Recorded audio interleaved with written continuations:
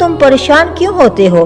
तुम मेरी बात पर अमल करो, मेरी बात को मानो और तुम हफ्ते के दिन भी शिकार किया करो।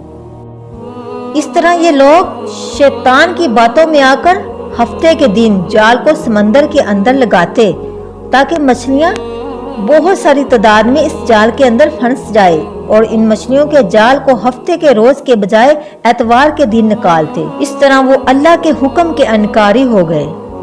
लेकिन शैतान की ये चाल इस कौम के लिए दर्दनाक अजाब का बायस बनी, और ऐसे ही वो लोग हफ्ते के दिन मछलियां पकड़ने के लिए समंदर में जाल फेंकते और एतवार को उस जाल से मछलियां पकड़ते।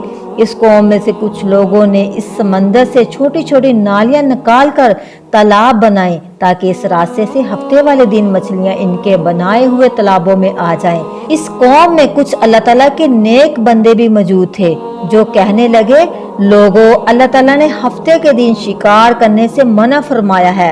ये जो तुम लोग जाल को समंदर में फेंकते हो और छोटे छोटे तालाब बनाए हुए हो, अगर इनमें से हफ्ते को दिन जो मछलियां फंसती हैं वो शिकार हफ्ते के दिन का ही होगा।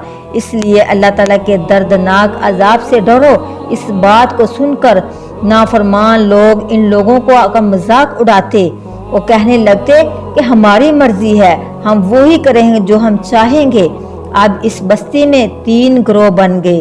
एक इन 70,000 लोगों में से वो लोग थे जो इस कौम के लोगों को समझाते और इनकी इस्लाह करते।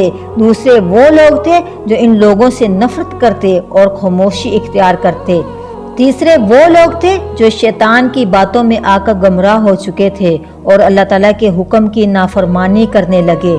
यूं नेक बंदों ने इस बस्ती के दरमियान से एक दीवार बनाई और ऐलान कर दिया कि अल्लाह ताला के हुक्म की नाफरमानी करने वाले दीवार की दूसरी जानब हो जाएं, और जो लोग अल्लाह ताला के हुक्म की पैरवी करेंगे वो लोग हमारी तरफ आ जाएं।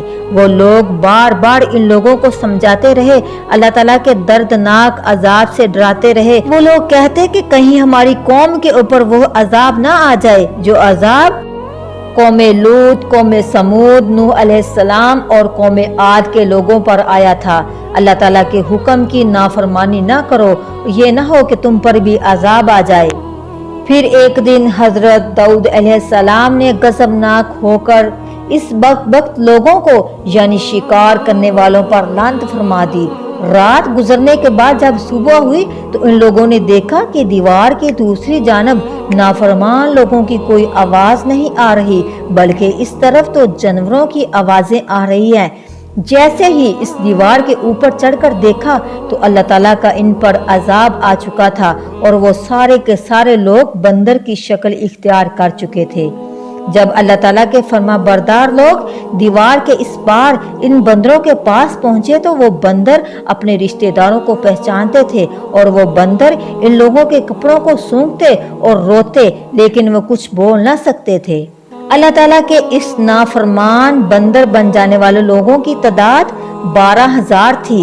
इन 12,000 लोगों ने अल्लाह ताला की नाफरमानी की थी। अब सवाल ये है कि इस कौम के बंदर आज भी मौजूद हैं? क्या ये वही बंदर हैं जिनके ऊपर अजाब आया था? अल्लाह ताला के अजाब आने के बाद ये लोग यानी बंदर 3 दिन तक जिंदा रहे और इसी दौरान ये कुछ खा पी ना सकते थे, बल्कि यूं ही भूखे प्यासे सब के सब दर्दनाक अजाब से हलाक हो चुके थे और ये 3 दिन के अंदर सब मारे गए थे। ये बात कहीं भी हदीस में साबित नहीं है कि हजरत दाऊद अलैहिस्सलाम की कौम के बंदर आज मौजूद नहीं है। ये बात गलत है। इस कौम के बंदर 3 दिन तक जिंदा रहे, इन पर अजाब आ गया था और वो सारे लोग हलाक हो चुके थे। अल्लाह ताला हमें अमल की तौफीक अता फरमाए और मा तौफीकी इल्ला बिल्लाह।